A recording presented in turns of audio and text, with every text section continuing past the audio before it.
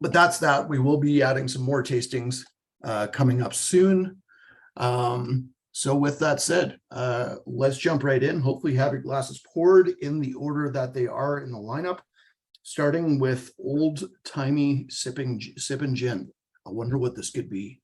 You can see in the PDF file, if you're looking at it, Kelly Carpenter from the Scotch Malt Whisky Society of Canada didn't bother to hide any of the stats on this just because it's based on the name. Everybody knows it's a gin. So no shock there. This is 49.3% alcohol from Edinburgh. First fill ex-bourbon barrel, 10th of September 2020, 265 bottles for the Outturn. So let's give it a nose. For those of you that are new or can't remember the last time you did a virtual tasting for the Scotch Malt Whisky Society, we do run through the lineup twice. So we're just in the lightning round right now where we give our give it a nose, give it a taste, give our comments on the whiskey or gin as it may be in this case. And then we leave some in the glass so that we can return to it after our first run through. Second run through, we will reveal the notes on the bottle that are missing, including the bottle number, the distillery comes from, the age of the whiskey in there, and how much that bottle is going to cost you if you are looking for one. It's got a really citrusy nose to it. Yeah, it's very citrusy. Does have that underlying sort of like juniper, almost like a fresh juniper tree or some pine needles in there. But citrusy, like grapefruit and lemon for me. Yeah. And there's some spices in there. Cinnamon and a bit woody. I was thinking cinnamon too. Yeah, it's almost like going into birch bark on the nose there. Gonna give this a sip.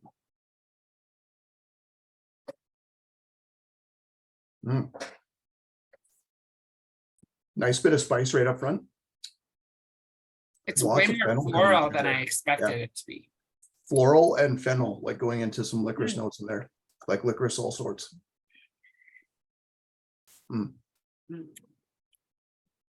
Yeah, we've brought up the going to your grandma's house and she has the candies in the bowl.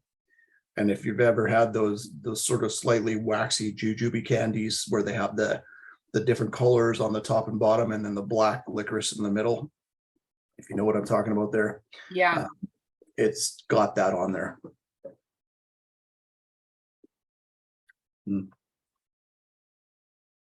I love that. It's quite oily, like and it just coats the mouth really nicely, and lots of long finish to it. Little tea notes in there, like tea leaves, and maybe it's along with that floral, but it's kind of got a drying effect as well.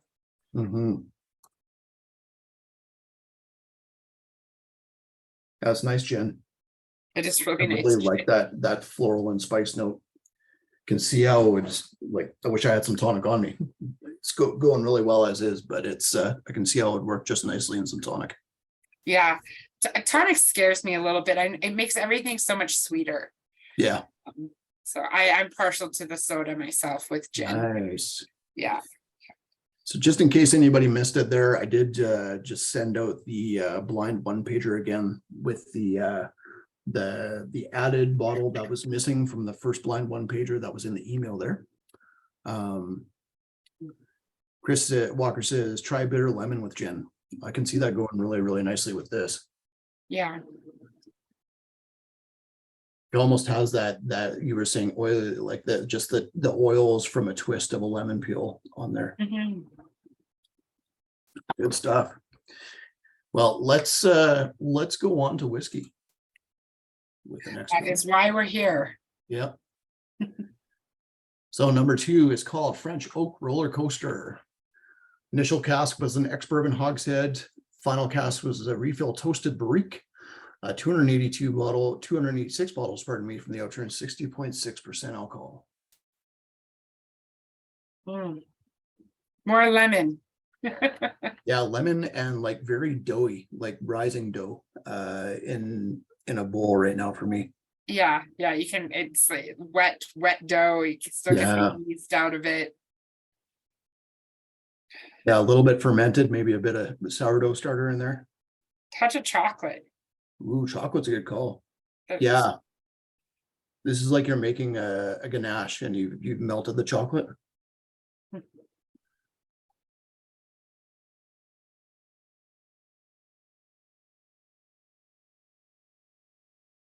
Mm.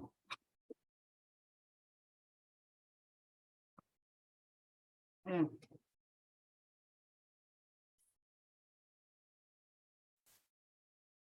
Ooh. Wow. Really big spice notes that just like roll over my tongue. They don't stick in one place. Like a lot of the time I find, sorry, Hung, we were just on number 2, which is French Oak Roller Coaster. We started with the gin, which was old timey sipping gin. Mhm. So with this, with spice on some whiskeys, it seems like the spice stays on one place on my tongue. Where in the time on the palate, where it's like at the beginning of the taste, and then it fades on the finish. This one rolls from the front to the back of my tongue. Yeah, It's like goes all the way back. totally. And then as it moves, you're tasting other things. I'm getting a lot of like tea notes, herbal notes, more floral. I don't know if it's the lingering gin, but it's got that kind of evolution on the palate, where it's like a combination of chewing tea and flower petals at Yeah. the same time. Cinnamon again too, and then like some roasted hazelnut in there as well for me. Interesting. Nibs, says Adam. Nibs. Good call, Adam.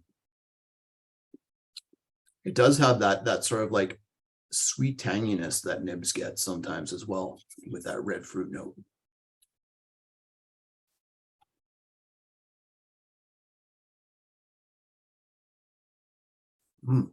Good stuff. Now, I have a question for the group, just because I'm curious. I know Evan sends out the handbook of the Outturn and what's coming, and it's blind. But does anyone go through the lightning round without opening it, or do you open it right away and kind of read along and follow?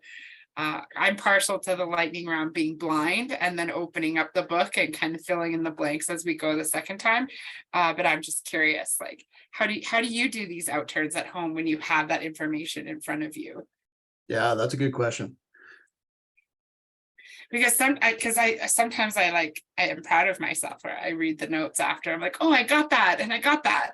And then other times I'm like, oh yeah, what did I eat today? Because I'm totally in a different ballpark here. Maybe I've just got an overinflated ego, because I read it, and if it's different, then I'm like, oh, they're wrong. Oh, they're wrong. Yeah, they don't know what they're talking about.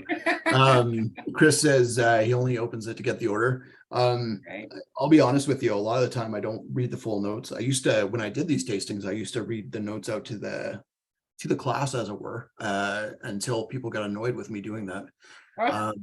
But I usually only scan the notes if I'm looking for something to talk about, or looking for keywords like, oh, I did pick that up, or that's an interesting taste aroma that they're talking about there. Yeah. But yeah, I when I'm doing it here, usually I've got it open in front of me, but I'm not really paying attention to it. Yeah, fair enough. I like some of the comments. Like, I only read it to find out the order. Some people, I don't read it till the very end. Other people, I read it right away. Yeah. I like Brody saying he tries not to read it and because he doesn't want to be influenced by the tasting notes. Yeah, it's a good call. Unfortunately, you're still stuck being influenced by us unless you've got us on mute, which would be totally understandable if that's the case. It's like, oh, look, they're picking up a glass and drinking. I wonder which one they're on. I'm on 4. That's right. Yeah. Their expression tells me they're also on 4. Yeah. Tyler says I skim it usually to see if there's a lotto or giving spirit and get the order. Oh, that's a good call. Just so you know if there's going to be something crucial that you want to pay attention to. Right. Yeah. Is there a black bottle in the lineup? That's right. That I need to be wary of. That's right. Yeah. Don't like this one too much. It's going to be expensive. Right. No, yeah, it's interesting because I find because we do these tastings twice, sometimes 3 times. Hmm. When I'm at home, sitting down, I have all of the glasses in front of me. I can smell them. I can take my time. I can hold it in my hand and sniff as we go. But when we're in the store, the glasses are behind us most often. And we're talking, and you pick it up Yeah. and sniff and put it down and sniff. And I find that I have two very different experiences, and Mhm. I don't often pick up on the tasting notes in the in-store tasting the same way that I do with the virtual. And I rely more on the book in an Mhm. in-store tasting to keep that flow alive, keep those notes fresh, Oh, that's a good idea. which is, it's interesting. Like you would think I would remember them after only doing the tasting 12 hours before, 24 hours before, but I don't. Mhm. And atmosphere, I think, plays a lot into what we taste and smell. Oh, absolutely. Yeah. Yeah, I'm usually fairly good at remembering, oh, this one brought out these notes for me. Sometimes I get the order mixed up when I'm doing that. But I do refer to the virtual tasting a lot during live tastings, like, oh, I got this one off it last night, but this one is showing differently, as you're saying, Right. at this time, whether it's the room or the crowd or the day, or what have you. Yeah. Yeah. Okay, on to number 3, which is cherry chocolate truffle oil from a first fill like bourbon barrel, 31st of January for the date, $135 from the Outturn, which is pretty low. 55.5% alcohol. Well, I was expecting a big, deep sniff of cherry chocolate, but I'm getting a lot of raisins.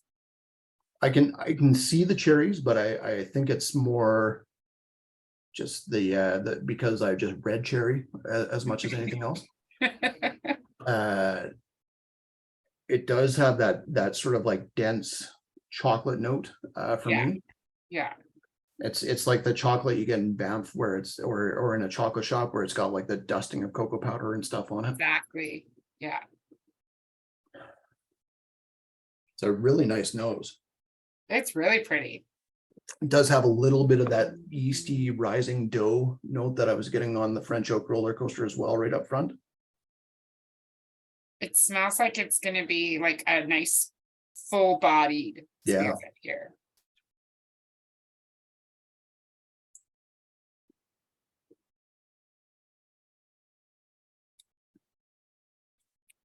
Mm. Wow. Really kind of dances around on the palate before settling in. The spice sneaks up on you after all the cinnamon and chocolate, and then I get hit with this big spice where I'm salivating, but the top of my tongue is really dry and prickly. Yeah. It has I do get a bit of the cherry note on there, but going into almost like this this candied bitter orange note, like going into like a vermouth or an amaro in style, where it's got this like hyper candied but slightly bitter style to it, which I really enjoy. Without it being overly bitter, because I tried an amaro today and I still can't wrap my head around them. Well, that's something I've really grown to love, is that bittersweet combination. Yeah. Yeah. Yeah, still get that chocolate with the dusting of cocoa powder on there as well. Yeah. Yeah. And it just reminds me of those, to me, a little bit of those the chocolates with the cherry and the marshmallow and the little yellow box. Like I'm getting a lot of that. Yeah, this Tyler is says really dangerously ABV? drinkable. Nice finish too. Totally agree. Thank you. Cherry blossoms. Chris says if Godiva or Leonidas made cherry blossoms, they taste like this. Delicious. Actually, Godiva is a good note. Actually, it's not far off. Yeah, I like that one. Very fudgy, like dark chocolate. I really like that. And yeah, as Tyler said, it's dangerously drinkable for 55%. Just added a few drops of water just for kicks on this one.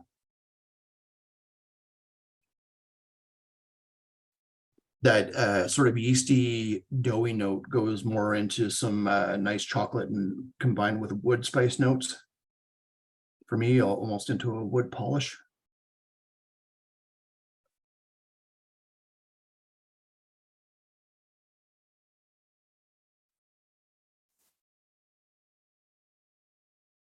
More of that orange note comes out, and more like a nutty finish where it goes into hazelnuts. Yeah, Again, I'm gonna agree with Tyler in the comments here. He said if you would have told me it was refill, Sherry, I would have believed you. It's surprising that it's a first fill ex-bourbon. It's yeah, yeah, agree. yeah, it tastes more like a sherry whiskey. Yeah. Spanish oak ex-bourbon, bro. Did it exist? Probably not. Yeah, I think that one's going to be a fun one to revisit. That's fantastic. I'm curious to see how that develops over the next half hour or so before we come back. Did you say hazelnuts? Yeah. Yeah, yeah. It's got that Nutella like finish. I was thinking that. Like toast with Nutella on it. I had said in a tasting not too long ago, I don't know, I've never had Nutella. And I actually had a customer bring me one of the Nutella with the pretzel sticks. Yep. It's like, there, now you know. So now I know. Yeah. Just with a Nutella with a slightly stale pretzel stick on the finish there. It was fantastic. Yeah. Okay, on to number 4, which was the bottle that was missing in the first PDF we sent out. This is Embrace Balmy Summer. I think Kelly was trying to keep it all for herself, maybe, not telling us about this. Perhaps. First fill ex-bourbon barrel again on this one, 27th of January, 158 bottles, another low Outturn, 56.7% alcohol. Very creamy. And a little bit of stone fruit, but again, I'm still getting that like lemon kind of citrus. This is like if you've ever been like, you go to a circus or a fair or something, and they've got the cotton candy machine going and they're making the cotton candy. It's got that note to it where it's like, it's the combination cotton candy where it's the purple and the red one, the cherry and the grape version, both together. Interesting. Yeah. I'd say it's like, I mean, I've never been to the circus or anything, but it's like when you're making a juice with powder and the powder comes out of the glass or the bottle before you add the water in. Yeah, that's a good call. Yeah. It does have a little bit of which was big on one of the last month's drams, fuzzy peach candy note on the nose as well.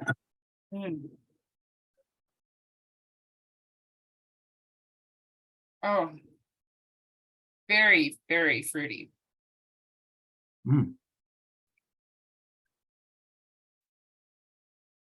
Yeah, spice on the finish, but very fruity up front.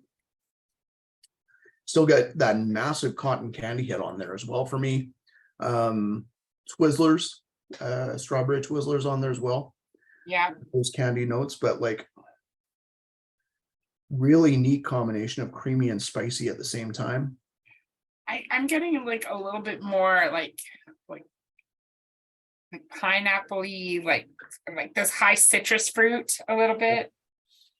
More stone fruits for me than Twizzlers and stuff. But this is like here's a weird one for you. This is like you went to make a Bloody Mary or Caesar, and you had all the ingredients except for some reason, like you were out of regular vodka and you had that bottle of birthday cake vodka in the back of the cupboard that you could not get rid of. So use that because it's got that like cotton candy meets tomato juice right now for me on the nose. That sounds so bad. Yep. Works as whiskey. I wouldn't want to have it as a cocktail though, that's for sure. There's so much alcohol on the finish. I added a few drops of water and it really like softened it, and the cinnamon came out and the red fruit came out a little bit more. on the nose now. Like, Yeah. Yeah, as an alternative to what I said before, this is, and to go with that boozy note on the finish, this is like you made a rum soaked angel food cake instead of like a Christmas cake. It's confectionery booze. Interesting. I think I've only gotten like tomato on a couple of whiskeys. And it's never a pleasant reminder because it always kind of lingers along like ketchup chip territory. Oh, there's nothing wrong with that. Yeah, for me there is. It's like it's my traumatized childhood.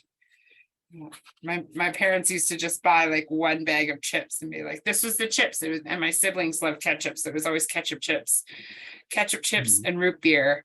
And if I never had any of those again, I would be perfectly happy. Yeah. Didn't have a sister like my daughter where she'll take the ketchup chips and just lick them until they're soggy plain chips after that. Yeah, my sister would Thanks do for that. leaving those in the bowl. Yeah, exactly. Everybody really appreciates that. Yeah, maybe that's why I like plain chips so much. Yeah, that's right. That is a super interesting dram. I quite like it personally. Yeah. Okay, on to number 5, which is Las Bodegas de Fort William, with the note that this is the first appearance from this distillery for the SMWS Canada. Oh. They if you know your geography at all for Scotland, which I don't, but I've been through this town. This is a pretty big giveaway as to which distillery it might be, but we'll leave it at that for now. So this started its life in an ex-bourbon hogshead, was finished in a second fill Oloroso hogshead, 22nd of November for the date, 246 bottles for the Outturn, 59.4%. I'm getting like tobacco and a little bit of meat. Yeah, it does have a savoriness to it. Yeah. Little bit of malt vinegar in there as well. Oh yeah, that's a good one. Definitely getting those like Oloroso notes of raisins and chocolate, leather, maybe a little bit.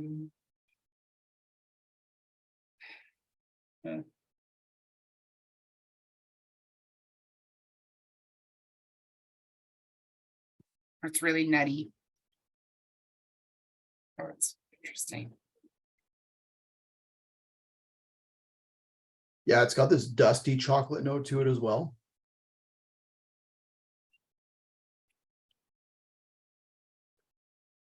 It's really interesting.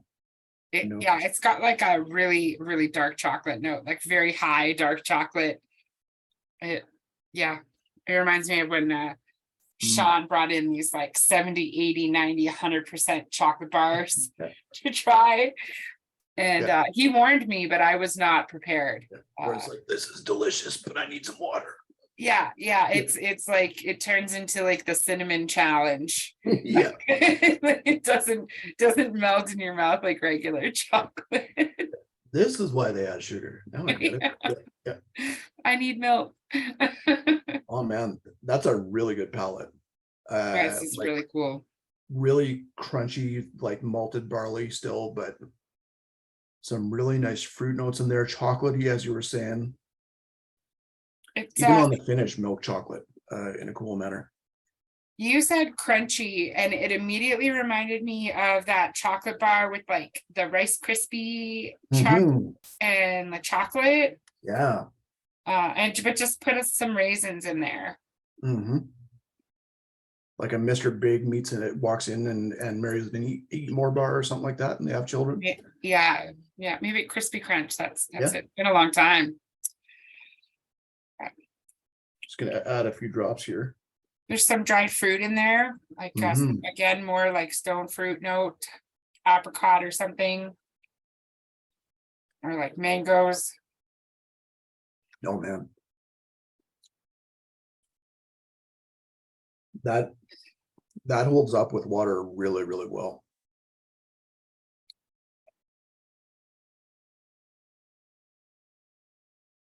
It's almost like there's a lot of different notes coming off there, but it's so well put together that I'm having trouble picking them out. Mhm. Like there's some nice dried fruit notes, as you were saying. It's very chocolatey. Mm, There's still that malt note really stands up nicely, and that's something I really enjoy in a whiskey. mhm. When you have to almost chew it. It's really nice. Okay, next up is Red Sky at Night, Barns Alight. I don't think that's how that saying goes, but Yeah, it's a silly name. yeah. From and this is just one cast type. It's a refill recharred hogshead. 25th of November, 264 bottles from the Outturn, 60% spot on there. Huh. Ooh. It's like Up the top, it reminds me of one specific distillery. it's like a salty beef jerky. That's a good call. This is one of those it's a Sunday breakfast in a dram for me, where it's like flapjacks, oatmeal with honey, even a bit of bacon on the table. Definitely so oatmeal, like super fresh, like oatmeal with brown sugar and a bit of milk in there. Whoa. And you got the side of bacon or sausage.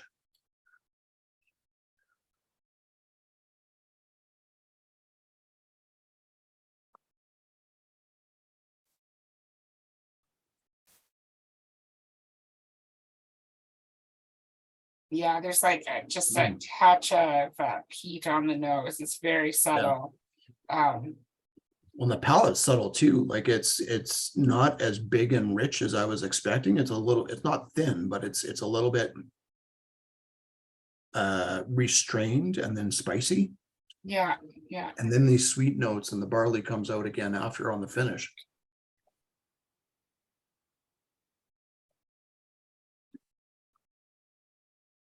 That's quite nice. Yeah, really oily on the palate. It's a little dirty. Yeah. Yeah. The good kind of dirty. The good kind of dirty. Yeah. The name didn't prepare me for the dirty, even though I know it says Barnes. Yeah. Light. I wasn't prepared. Oh man, on the finish after like say 30 or seconds ago or so, I'm like smacking my lips and I'm getting into like a tiramisu note. Oh, cool. Yeah, where it's like the frangelico and Irish cream if you want, and coffee liqueur with the lady fingers and the chocolate as well. Like that's a neat dram. Yeah, I just put some water in mine, a few drops, and it like immediately smells creamier. Yeah, I added some too. Still get the big barley note, but definitely creamier on the nose, as you're saying. Like Ovaltine creamy. Yeah. And like that savory note kind of softens up a little bit, bringing forward more fruit notes. Yeah. Yeah, like baked apples with spices, maybe apple turnover with some cinnamon and nutmeg with it. Me too. I'm getting a little bit of like orange chocolate as well. Yeah, honey again for me. Lots of honey. Yeah. Even on the palate, there's that honey note. Oh, the palate I think is better with water. Oil is still oily, but you get more of that sweet barley and the fruit notes coming through before the spice comes in. Again, like one of those subtly smoky drams, like the peat's not right up in your face. It's more of the peat's more of like a sensory thing than a full-on like smoky note. It's got that earthy spice to it, not just full-on a smoke bomb. Yeah. Very neat. Very cool. Really yummy. Okay, last but not least, on to whiskey number 7, which is Now Let Us Take a Kind Farewell. Look at that bottle, folks. Limit 1 per member. Refill Oloroso Hut, 14th of February, ooh, Valentine's Day dram. 590 bottles from the Outturn, 57.5% alcohol. This has got some stink on it. Man, that is like, that's agave spirit forward, I would say. Like there's some earthy, spicy tequila notes right on there. Yeah, I was thinking mezcal, and I actually just Yeah. like turned my head to the window was wondering if like my neighbors were cooking. They might actually be barbecuing, but I also kind of get this like steak on the fire Oh, kind of totally. note, like bloody flame. Yeah, this isn't like the funky smoke that you get from mezcal where it's slightly chemically. This is like the more clean roasted smoke they get off like a reposado or a Nejo tequila, I'd say. Just an underlying touch of barnyard in there. Like damp earth and peat. I'm getting a little bit of like OXO again. Yeah, I could see Yeah. that. That's a good call. Oh, this is a crazy nose. I could smell this forever. There's so much going on. Yeah, it's not even OXO. It's into like a really good broth. Yeah. A little bit of mushrooms and onions in there with the broth.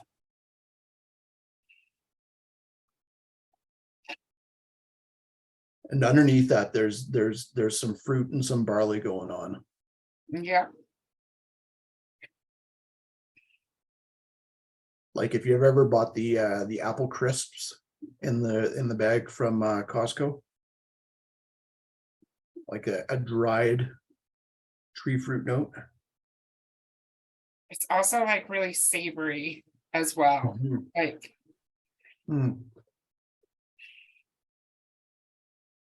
you said like beef broth, and then I immediately got like not sushi, but almost sushi at the same time. Fondue. Everything Seafood that comes fondue with with it. the oily broth that you get instead of the cheese.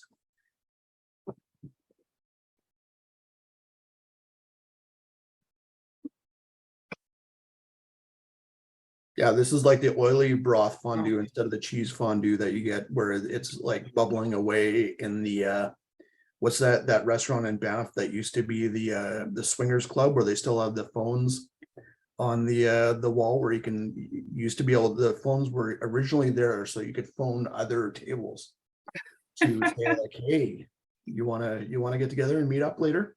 Oh, interesting. Yep. Little insight into Evan's past there. Yeah, I wasn't around in the 70s, but I'm a 1980s child, but I don't swing that way. All power to those that do, though. Will says something very saline. Yeah, definitely some saltiness to this one. Yeah. Some sort of like coastal brine going on in there. Ozone. It's like you douse the fire at the beach.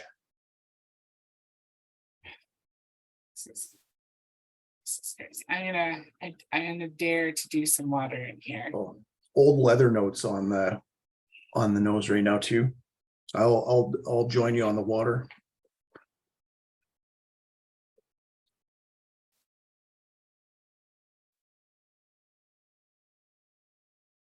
Something very specifically tea-like there too, and I just can't figure out what kind of tea it is.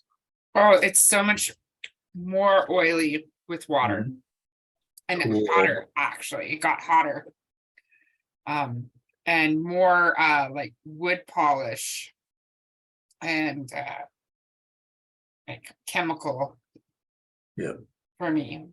Tyler says Grizzly House. That is the name of the restaurant that I was thinking. He says never wear a wool coat there. Probably because you can't get that oily sort of smell out of it, where it's the combination of the fondue and the sexual desperation thing in there that's been around since the 70s. It's a potent mix. Every time Tyler wears that coat, he feels sexually desperate. Yeah. and is craving fondue at the same time. I want cheese. Yeah.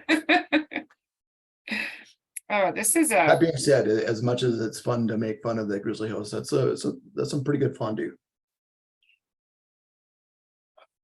And this is I could nose it and taste it all night long. Yeah, it's got the saline and the Band-Aid, and like I'm near my hospital fire happy place right here. Yeah.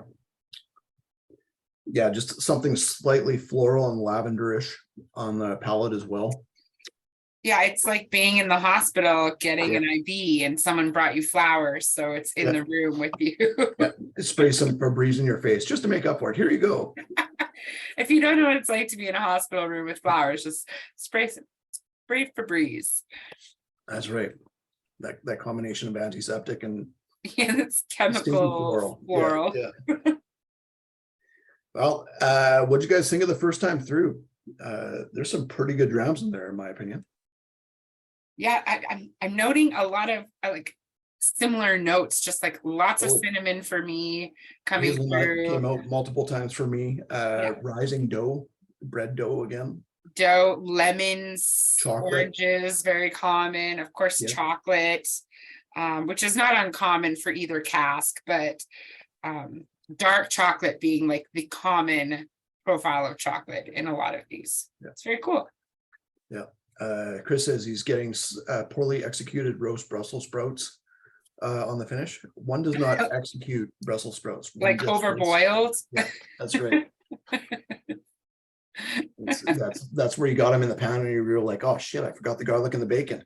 Damn it. What's the point? Yeah. All right. Okay, let's go back to number 1 for the reveal.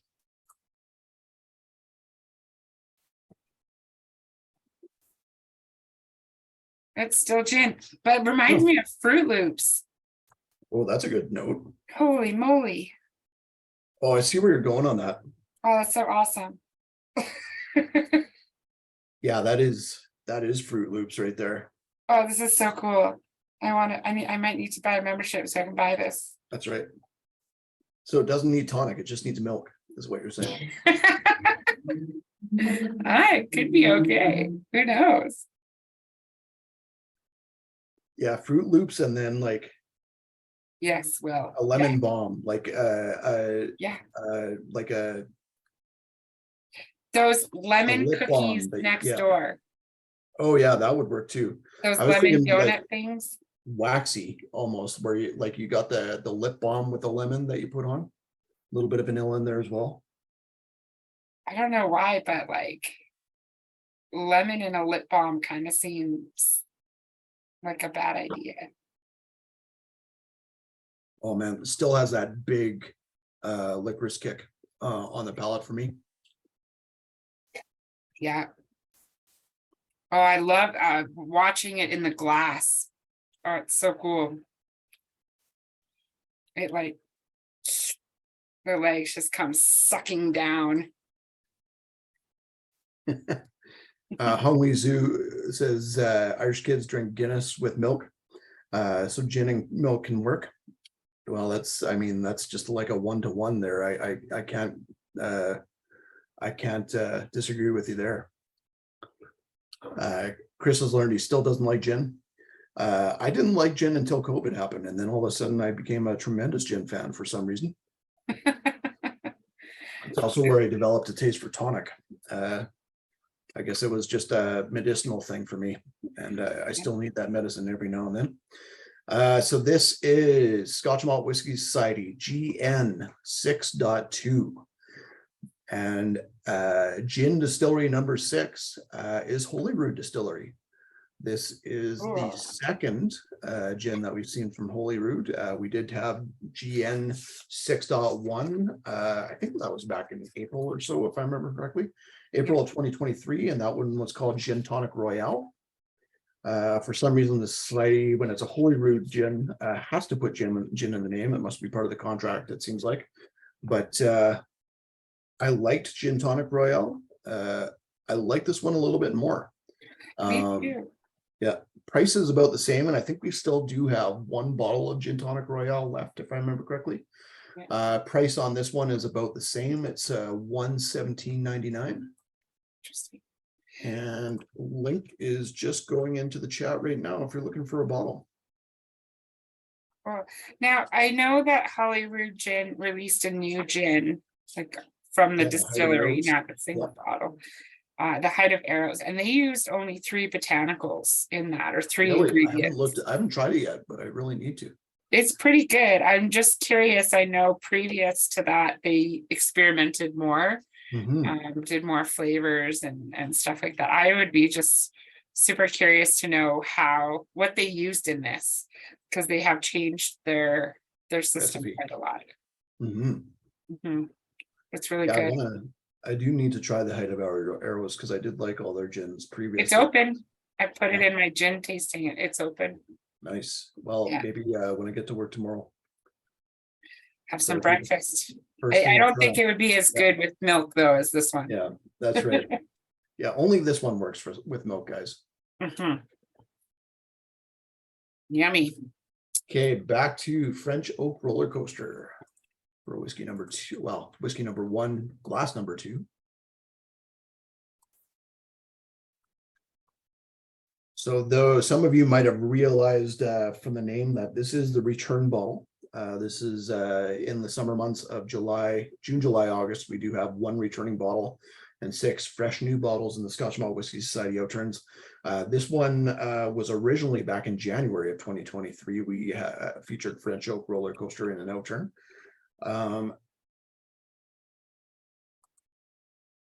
Cask number for this is 100.35. Link is in the chat there. It's That nose very is getting dry. better. Yeah. Yeah, the French oak, the secondary cast there has definitely made it a little bit more drier in style and spicy.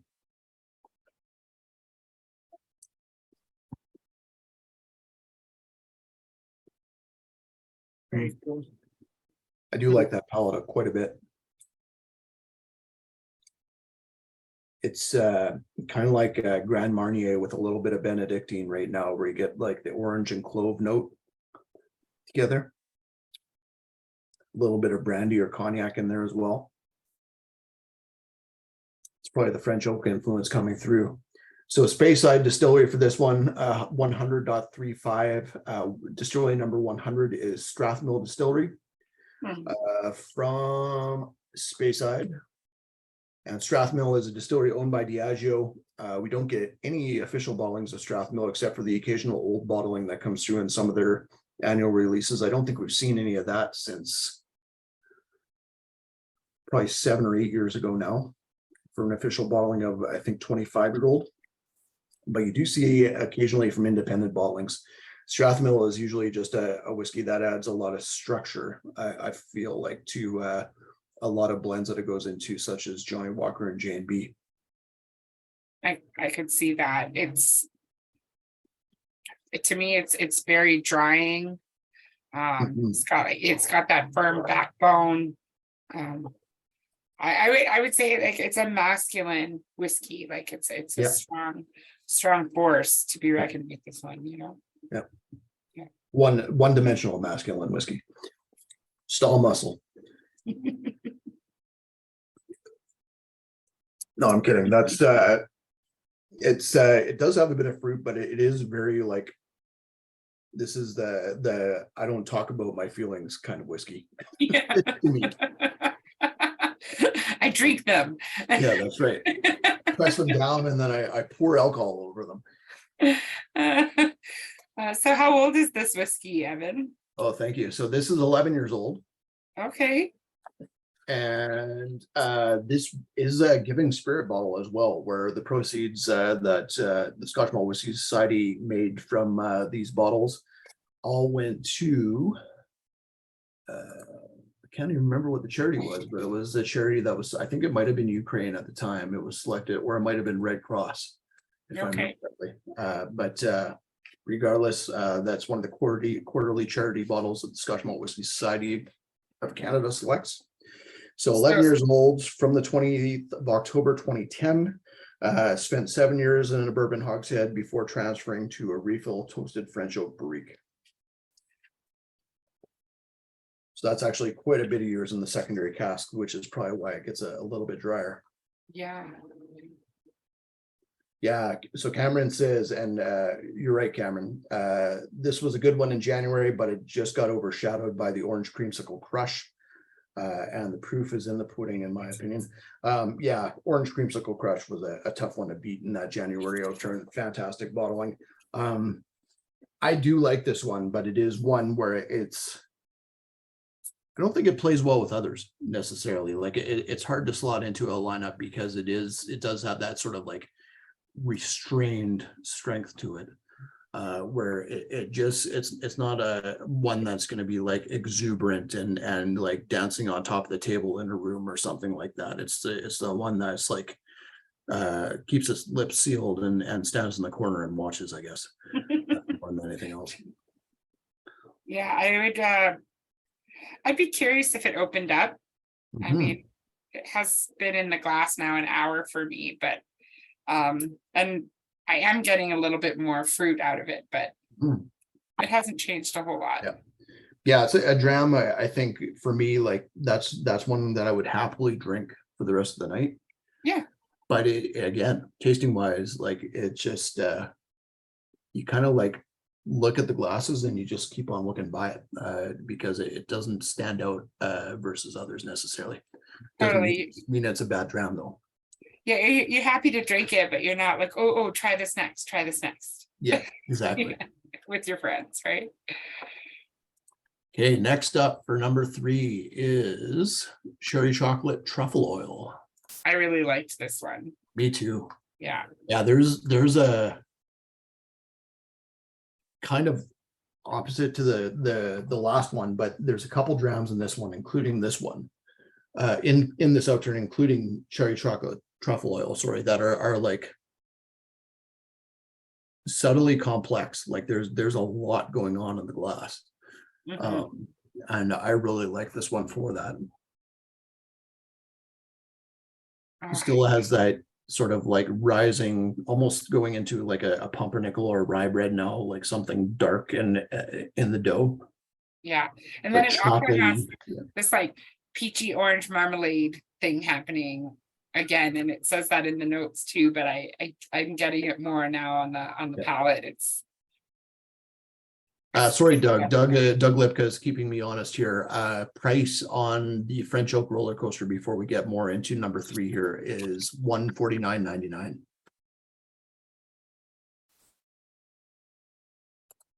mm,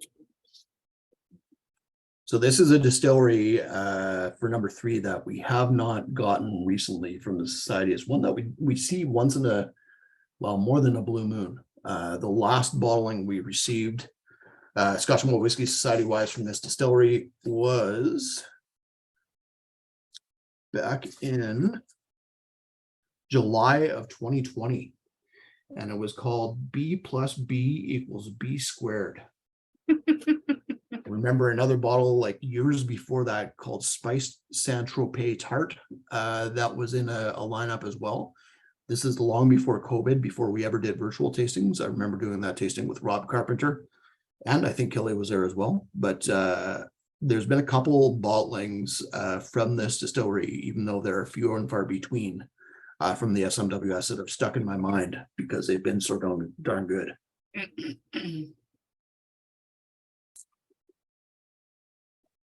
So whiskey number 3 is from the Highlands. And this is you'll see it as we go along. This is a relatively Highland heavy lineup. Cask, or before I do that, age on this one is 14 years old, from the 31st of January 2008. And the cask number on this Highland whiskey is 70.49. So the 49th cask from distillery number 70, which is Belle Blair Distillery. yeah. I've always enjoyed the Belle Blair bottlings, and Totally. they don't seem to get, I don't know, in my opinion, they don't get talked about too often.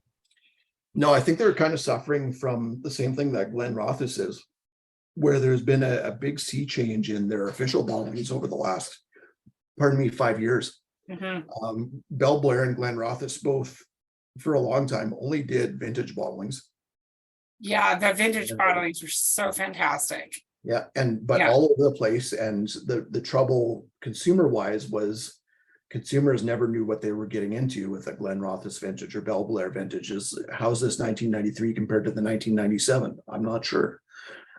So they've both kind of like axed that and gone to age statement bottlings of the typical 12, 15, 18, 25.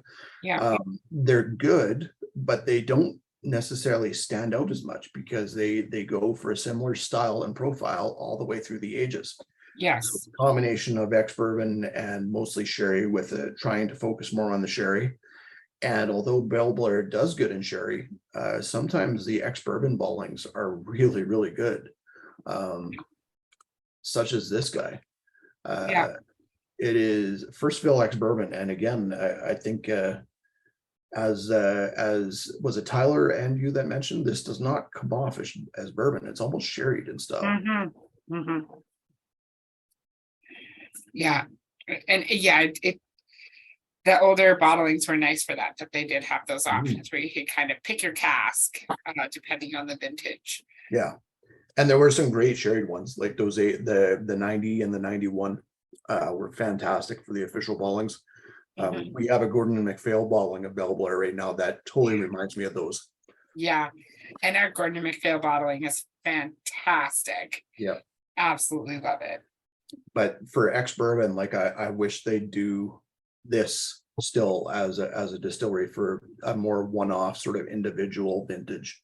Because something like this is a vintage bottling where you could get it over and over, and you get again would be fantastic. Well, and I haven't seen that many independently bottled Belle Blairs lately either. No, And it seems like they're not selling off a lot of casks or potentially.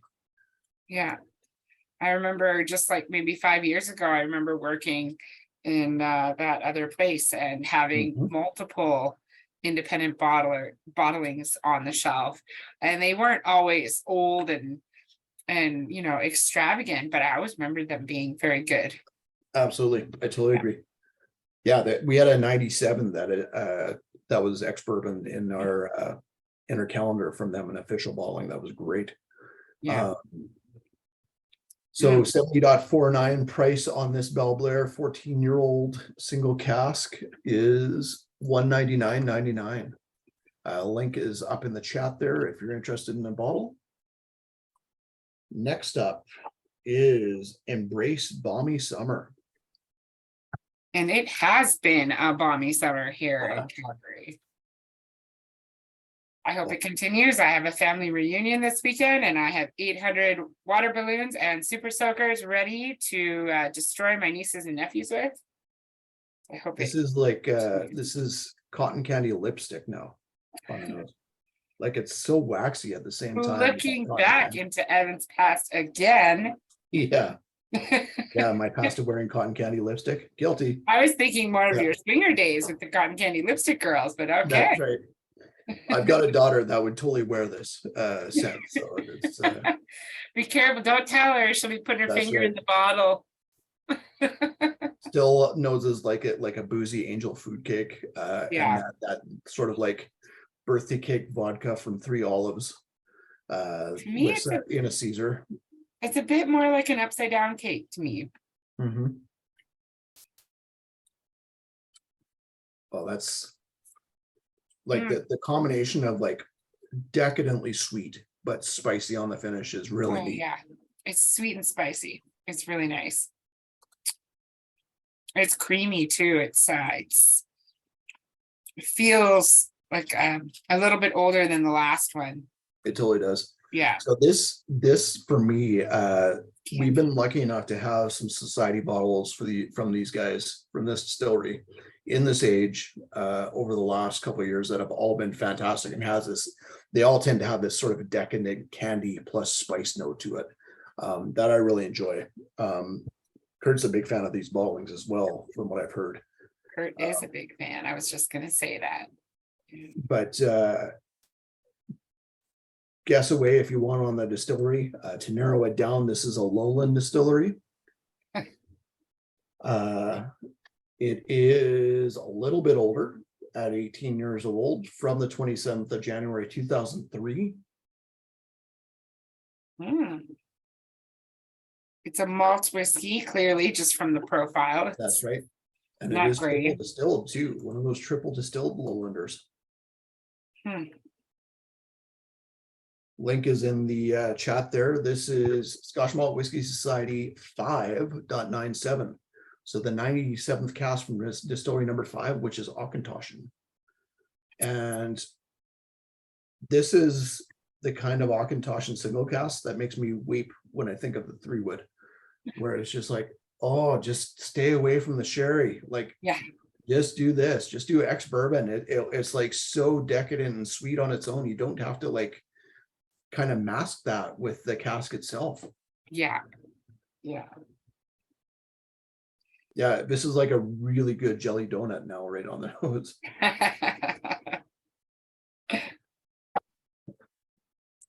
can't remember the last time I had a jelly donut. Yeah. I was just telling Kurt, I was at a Tim Hortons the other day and they had Long Johns with 3 different types of icing. Oh, wow. I was like, when was the last time you saw a Long John? He's like, I can't remember. Yep. Yeah. Our winters don't get cold enough for Long Johns anymore even. Price on SMWS 5.97 is $2.35. That's a great price. I mean, for your money, not for my money. Tyler says if you're going to go for 3 woods, you might as well go for 7. Is that I feel like that's a stab at Jura there, which I am totally in agreement with.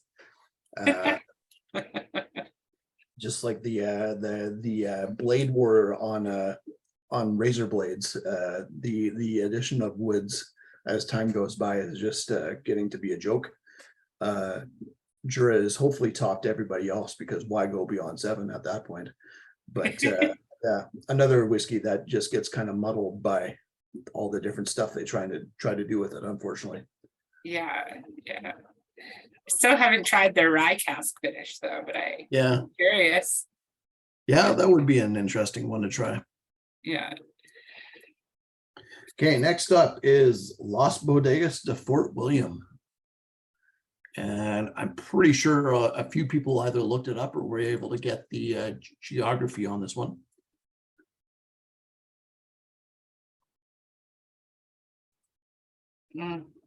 So Fort William, there, as far as I know, I haven't looked at it closely recently, but when I was we stayed there overnight, there was only one distillery that I was aware of in 2019, and maybe there are more quietly that I'm not thinking about. But Fort William is very near, or the distillery that's very near or around Fort William is Ben Nevis. So this is the first SMWS Ben Nevis that we've gotten in Canada. Wow. So 78.66 is the distillery number and cask number. 66 casks they've done for from Ben Nevis from the SMWS, and the first one to hit Canada. Ben Nevis is one of those like quietly operating distilleries that you don't hear a lot of, but has also quietly attained quite a following independent bottling wise over the last 10 or so years, to the point where there are more people looking for Ben Nevis than Mortlock right now, I would say, which is impressive. Part of the reason we don't see a lot of Ben Nevis is it's owned by Nikka, the Japanese company that also owns Japanese distilleries over there. What does Nikka own? They own Miyagikyo and Yoichi.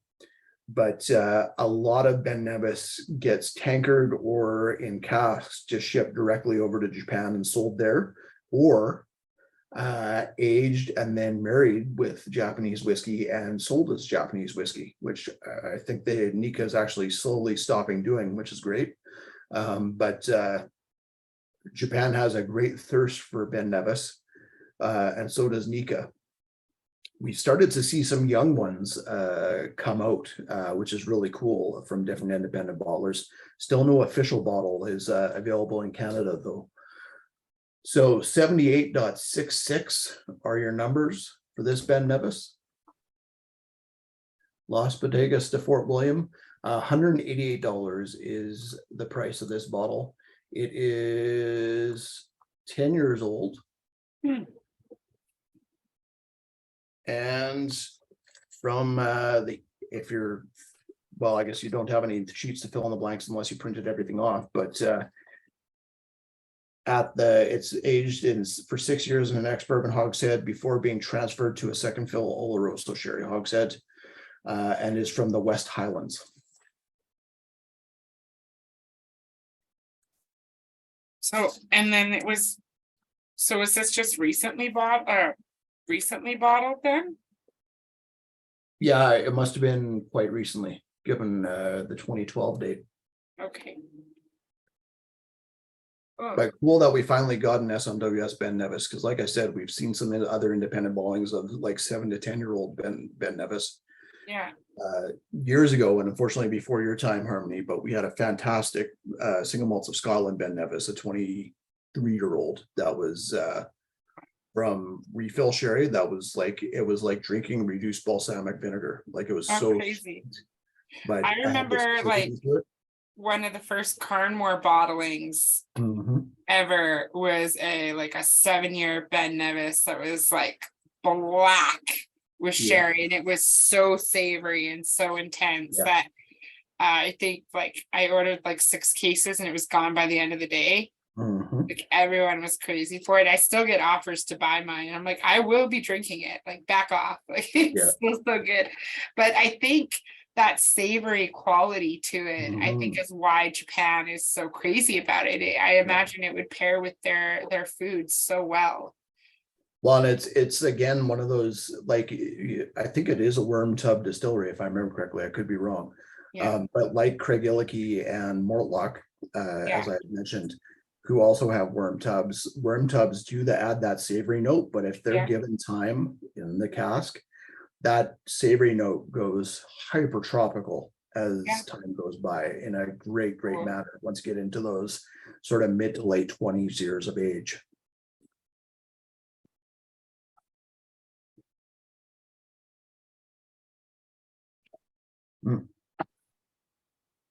Yeah, that one along with the Belle Blair, I think are just those like sleeper bottles that are just more complex than you would give them credit for until you try them. Absolutely. And sort of sit with them. Okay, back to number 6, which is Red Sky at Night, Barnes Alight. I'm getting like, because I've added water, I think, to this, the peat is more noticeable on the nose now than it was the first time I nosed it. Yeah, I can see what you're like. It's kind of agitated the peat to life. Yeah. It still smells like super rich. And well, it's still that sort of earthy and turfy peat, where it's not like just full on smoke. No, it's got like a little bit of that like mineral ashy note to it. Yeah. Still very breakfasty on the nose too, like where you can you've got sausage cooking in the oven or bacon frying on the pan. Pancake syrups out, honey. Yeah, I really like the nose on this one. This is a distillery we've seen a decent amount from. I think we've had 2 bottlings previously this year from this distillery in this style. We are still in the Highlands for this one. This isn't an Isla or Island whiskey. And this one is from Glenturret Distillery in the Highlands. One of the distilleries that lays claim to being the oldest distillery in Scotland, even though that operation time has kind of been broken up over the last couple 100 years for it. And it's changed hands recently too, where it was sold by Edrington Group and sold to the French company that owns Lilly Crystal as well. I can't remember the name of the company, but it used to be the home of the famous grouse experience. Their peated style is called Rue Moore. Don't ask me to spell it. I think I spelled it 2 different ways between our 2 cheat sheets, Harmony. But Root Moore is peated Glenturret. Cask number on this one is 16.80. And what are the previous 16s that we've had recently? We had tantric something. Tantric, shamanic, oceanic was one of the distillery bottlings. Or Well, one of that those was just a fairly recent yeah. release, yeah. And then we had one that was something about spice that was just massively spicy in style as well. Tannic, shamanic, oceanic. Yeah, I don't know where I got the tantric from there. But thanks, Will. I guess I'm already thinking of something else. Speak easy lifestyle sneaking That's out. right. That's right. I'm gonna put on my my cotton candy lipstick after this and go to town.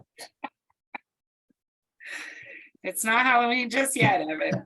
Will's asking if I was wearing a wool coat. No, that gotta pull that out of the closet. No, that's for sure.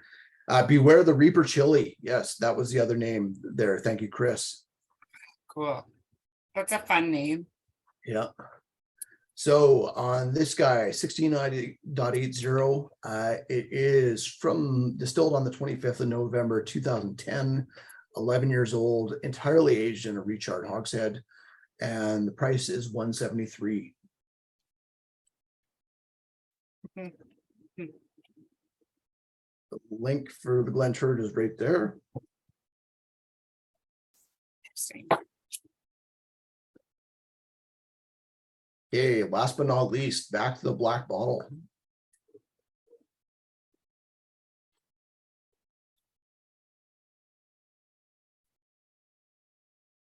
Where, oh, where could this bottle be from? Any guesses? Not Speyside. This is region-wise, we are on Isla. It is 19 years old. Man, that still so agave-like. Yeah.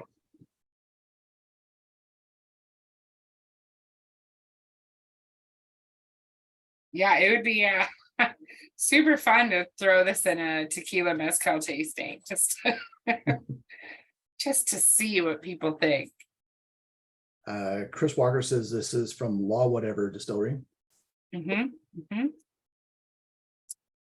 Don't know that one personally. No. Delwhinnie. Definitely not a Delwhinnie.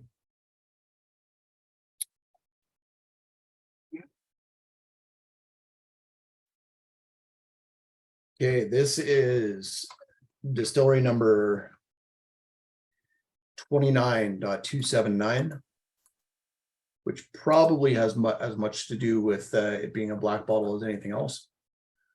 Again, 29.179, 19 years old. This is a 279th cask bottled by the Scotch Malt Whisky Society from Lafroig Distillery.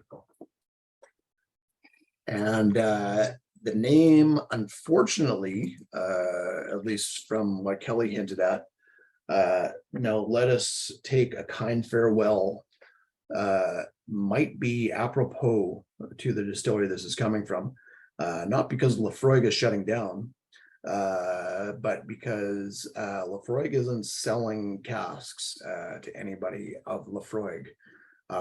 We have seen some younger bottlings called Williamson come onto the market from independent bottlers, where Williamson is the code name for Teaspoon Lafroig. Williamson, the last name from Bessie Williamson, who famously was their female owner and master distiller in the 20s, 30s and 40s, somewhere around there.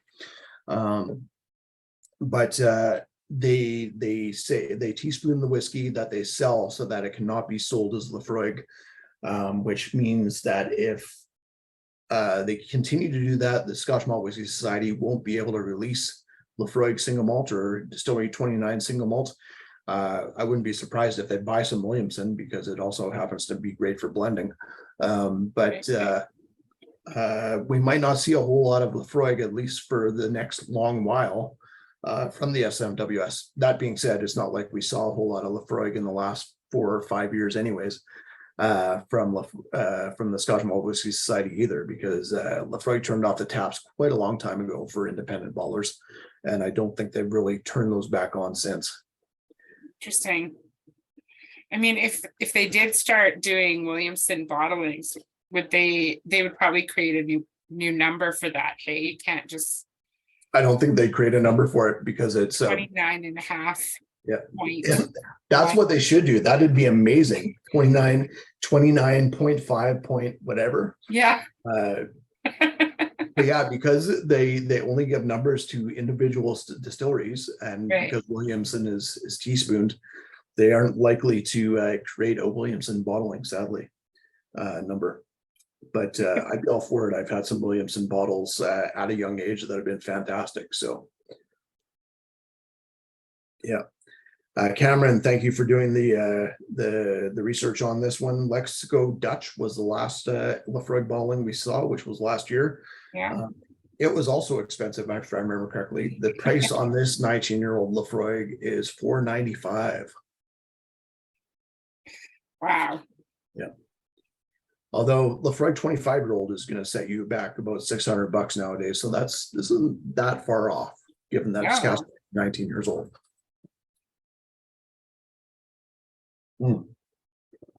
So that's the lineup this time around. Harmony, what were your favorites?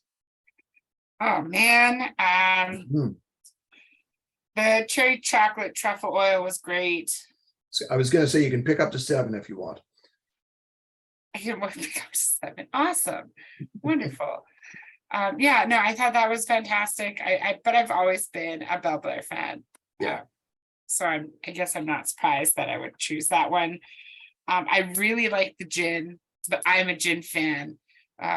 Those of you who have heard me confess, the first year of COVID, I tried a new gin a week with my roommates.